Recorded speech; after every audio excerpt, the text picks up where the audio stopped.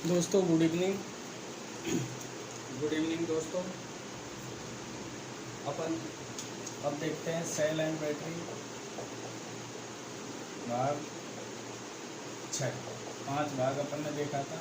भाग 6 में अपन देखेंगे चार्जिंग और डिस्चार्जिंग। लेड एसिड सेल जो सीसा संचायक सेल की चार्जिंग डिस्चार्जिंग। सीसा संचायक सेल की चार्जिंग व डिस्चार्जिंग। चार्जिंग व डिस्चार्जिंग दोस्तों, चार्जिंग एंड डिस्चार्जिंग। तो दोस्तों प्रतियोगी परीक्षाओं में पूछा जाता है चार्जिंग डिस्चार्जिंग का पता कैसे लगाएं। तो ये सब चीज़ों से पता लगाते हैं, प्लेटों से, रंग से, प्लेट गैसों से, आपेक्षिक घनत्व से, विद्युत वाहक बल जो ईएमएफ कहते हैं अपन, ईएमएफ से भी अपन बैटरी का पता लगा लेते हैं। तो सबसे पहले दोस्तों देखते हैं दोस्तों चार्जिंग क्रिया। तो जब बैटरी में चार्जिंग क्रिया होती है तो चार्जिंग क्रिया के दौरान विद्युत ऊर्जा को रासायनिक ऊर्जा में बदला जाता है। विद्युत ऊर्जा को रासायनिक ऊर्जा में बदला जाता है। बिजली देकर बैटरी को चार्ज किया जाता है तो विद्युत ऊर्जा को किस में बदला जाता है? रासायनिक ऊर्जा में। तो डिस्चार्जिंग की क्रिया के दौरान बात करें दोस्तों तो रासायनिक ऊर्जा की जो सप्लाई है वस्तु को, डिवाइस को देती है, तो रासायनिक ऊर्जा किस में बदलती है? विद्युत ऊर्जा में। तो चार्जिंग के दौरान विद्युत ऊर्जा को रासायनिक ऊर्जा में बदला जाता है, डिस्चार्जिंग के दौरान रासायनिक ऊर्जा को विद्युत ऊर्जा में, जस्ट इसके विलोम किया जाता है दोस्तों।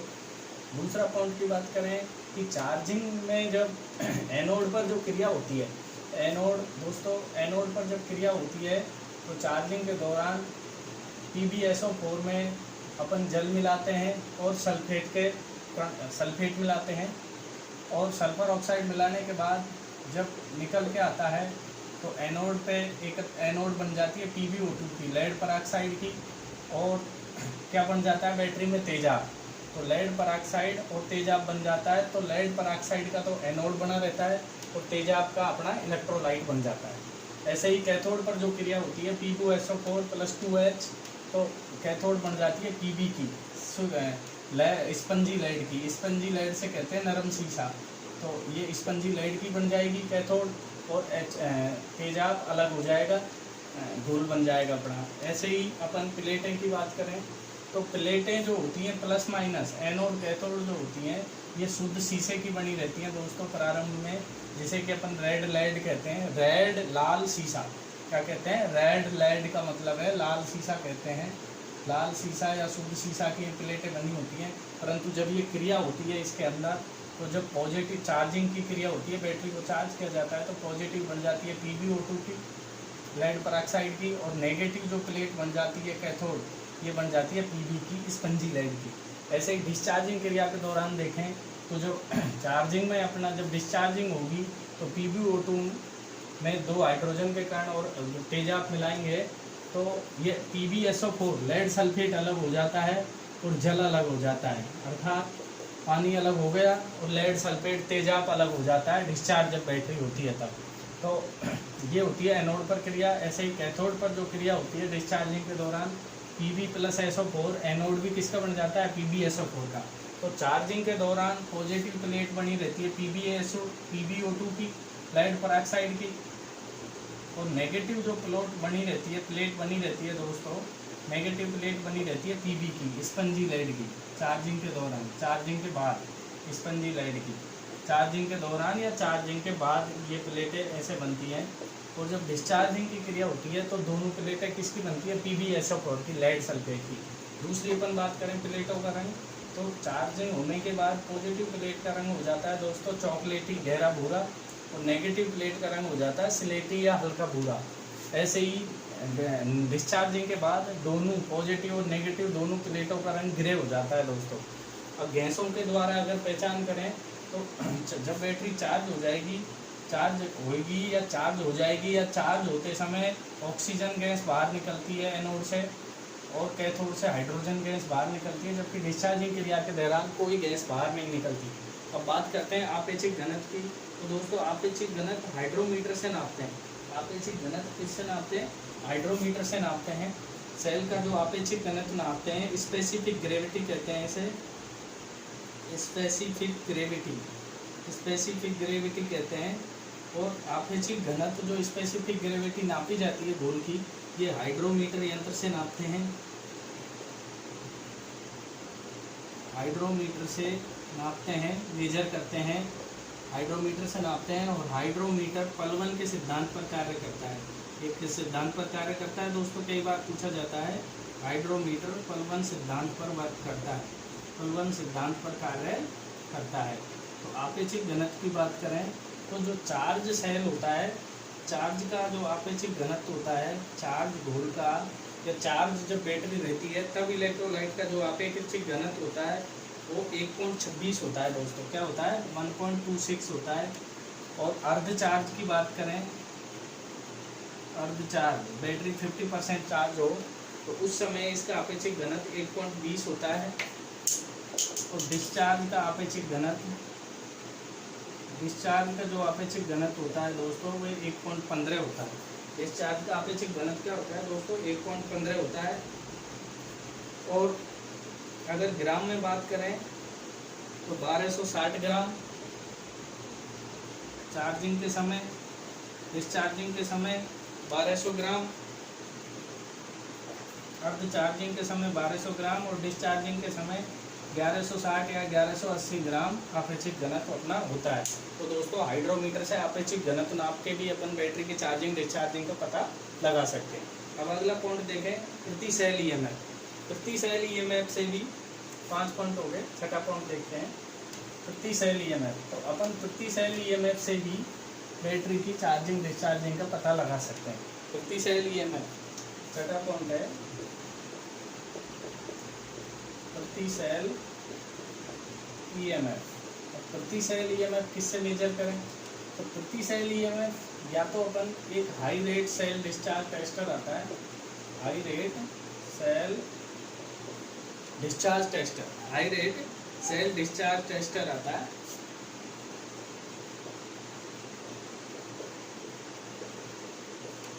या मल्टीमीटर से भी अपन बैटरी की वोल्टेज चेक कर सकते हैं, प्रति सेल वोल्टेज। और high rate cell discharge tester है, ये भी किस सिद्धांत पर काम करता है दोस्तों? पलवन के सिद्धांत पर ही कार्य करता है। ये किस पर कार्य करता है? ये भी पलवन के सिद्धांत पर ही कार्य करता है, पलवन सिद्धांत पर ही कार्य करता है। तो अब दोस्तों high rate cell discharge tester से अपन प्रति सेल ईएमएफ देख लेंगे। अब वही इसमें भी 3 स्थिति आएंगी दोस्तों, इसमें भी वही 3 स्थिति आएंगी, फुल चार्ज, अर्ध चार्ज और डिस्चार्ज। बैटरी फुल चार्ज है जब कितना ईएमएफ है, अर्ध चार्ज व डिस्चार्ज। तो फुल चार्ज जब प्रति सेल ईएमएफ की बात करें तो फुल चार्ज जो प्रति सेल ईएमएफ होता है दोस्तों 2.1 से 2.1 वोल्ट से 2.5 वोल्ट तक रहता है प्रति सेल। 2.1 से 2.5 वोल्ट पर सेल। प्रति सेल का मतलब है प्रत्येक, प्रति सेल या पर सेल ईएमएफ रहता है। पर सेल इतना, एक सेल का ईएमएफ 2.1 या 2.2 या 2.3, 2.4 से 2.5 तक रहता है। जबकि अर्ध चार्जिंग की अपन बात करें तो 2.0 से 2.15 तक रहता है। अर्ध चार्जिंग में 2.0 से 2.15 वोल्ट प्रति सेल ईएमएफ रहता है। और डिस्चार्ज की बात करें दोस्तों तो 1.15 वोल्ट से 1.18 वोल्ट पर सेल ईएमएफ अपना रहता है। तब अपन कहते हैं बैटरी अपनी अर्ध चार्ज है। क्या कहेंगे दोस्तों? अपनी बैटरी अर्ध चार्ज है। और जैसे कि आपने देखा होगा जो चार्जिंग डिस्चार्जिंग है इसकी सिंपल सी चीज़ें हैं।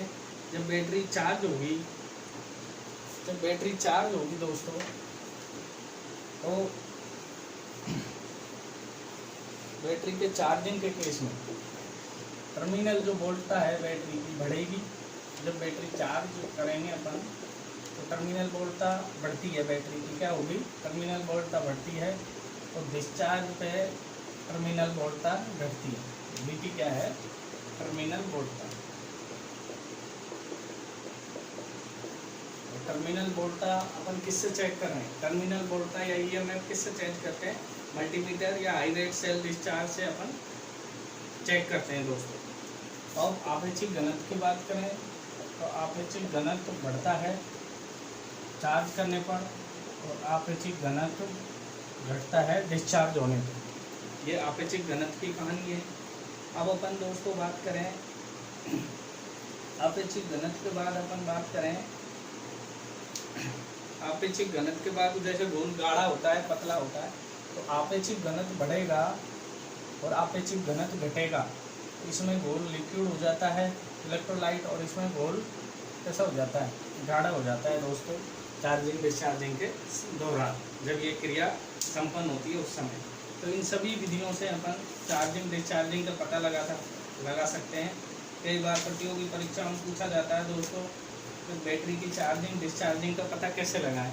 तो बैटरी की चार्जिंग डिस्चार्जिंग का पता अपन इन 4 विधियों से ही लगा सकते हैं। बैटरी चार्ज है या डिस्चार्ज है, तो इसका पता अपन लगा सकते हैं पहला तो प्लेटों के रंग से, प्लेटों के रंग से। दूसरा गैसों से, गैस निकलने से, जो गैस निकलती है मैंने अभी आपको बताया चार्जिंग के दौरान ऑक्सीजन गैस एनोड से निकलती है। जब बैटरी चार्ज है तो एनोड से ऑक्सीजन निकलती है और कैथोड से हाइड्रोजन निकलती है। और डिस्चार्ज है तो कोई गैस नहीं निकलती, कोई गैस नहीं निकलती। तो पहला प्लेटों के रंग से, गैसों से। तीसरा जो पॉइंट है आपेक्षिक घनत्व से चार्जिंग डिस्चार्जिंग का पता लग सकते हैं।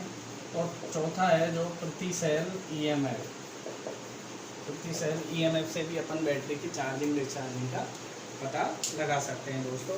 तो इन सब चीज़ों से अपन बैटरी की चार्जिंग डिस्चार्जिंग का पता लगा सकते हैं। अब बात करें अपन बैटरी की प्लेटों की, तो बैटरी में जो प्लेटें ली जाती हैं दोस्तों, नेगेटिव प्लेट ज़्यादा ली जाती है पॉजिटिव प्लेट से। तो इसकी बात कर लेते हैं अपन, क्यों ली जाती है नेगेटिव प्लेट पॉजिटिव प्लेट से ज़्यादा क्यों ली जाती है। तो अब अपन इस चीज़ की थोड़ा सा डिस्कस कर लेते हैं, इस बारे में, बैटरी की प्लेटों के बारे में।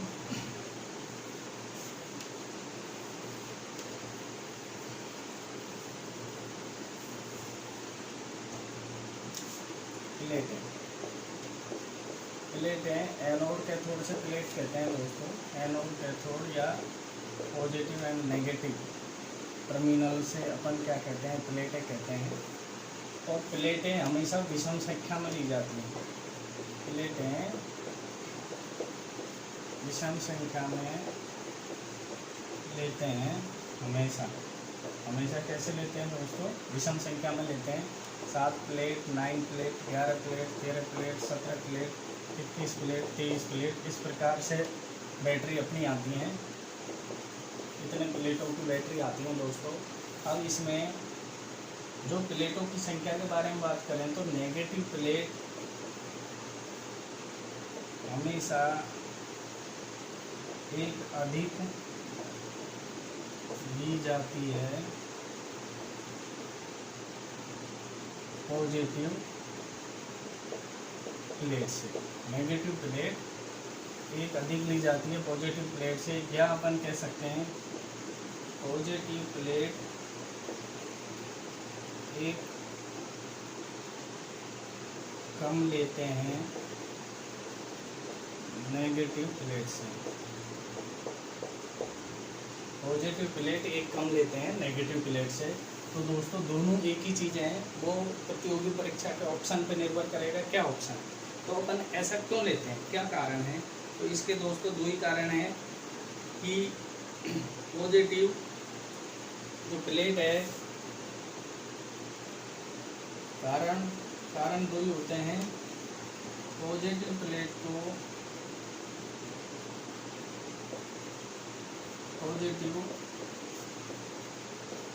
को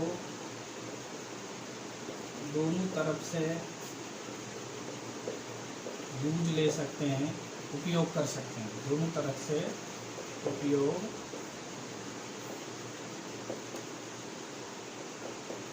कर सकते हैं। दूसरा कारण है कि पॉजिटिव प्लेट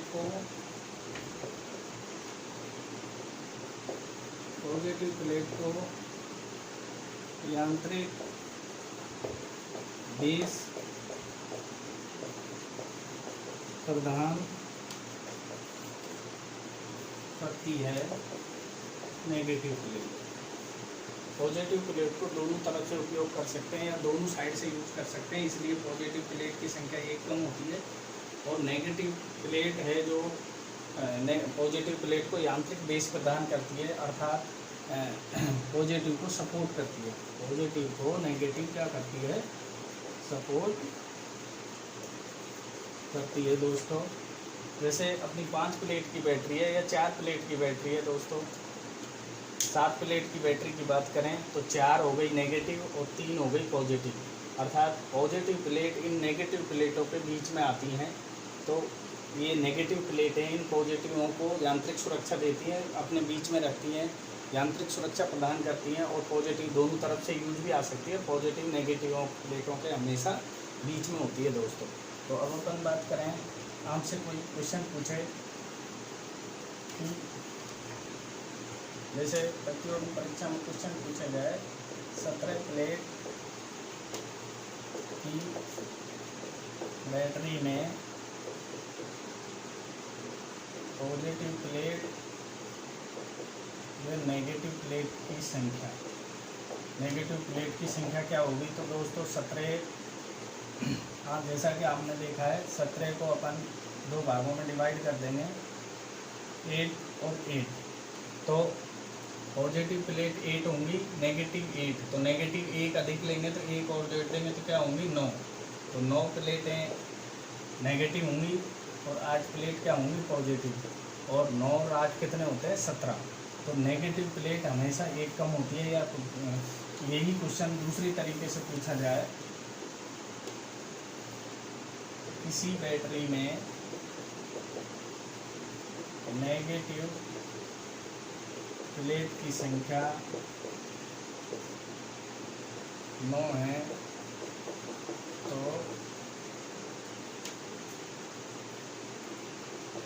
बैटरी कितनी प्लेट की होगी, प्लेट की होगी। तो दोस्तों नेगेटिव प्लेट की संख्या दे रखी है, तो नेगेटिव अगर करेंगे 9 + 9 कितनी हो गई, और नेगेटिव तो 9 है, पॉजिटिव हमेशा एक कम लेंगे तो 8, तो नेगेटिव और पॉजिटिव जोड़ेंगे तो कितनी हो गई 9 और 8 17। तो बैटरी कितने प्लेट की है 17 प्लेट की। इस प्रकार किसी तरीके से भी क्वेश्चन आ सकता है प्लेटों से संबंधित। तो मैं आशा करता हूँ आपके समझ में आया होगा, आप उसको सही करेंगे। तो दोस्तों आज के लिए इतना ही, धन्यवाद। नेक्स्ट क्लास में अपन देखेंगे सेकेंडरी सेल के दोष, लेड एसिड सेल में कौन कौन से दोष होते हैं, उनका बचाव व निवारण क्या है। तो आज की वीडियो में इतना ही दोस्तों। वीडियो अच्छी लगी तो अपने दोस्तों को शेयर ज़रूर करें। थैंक यू, धन्यवाद, बहुत बहुत धन्यवाद दोस्तों।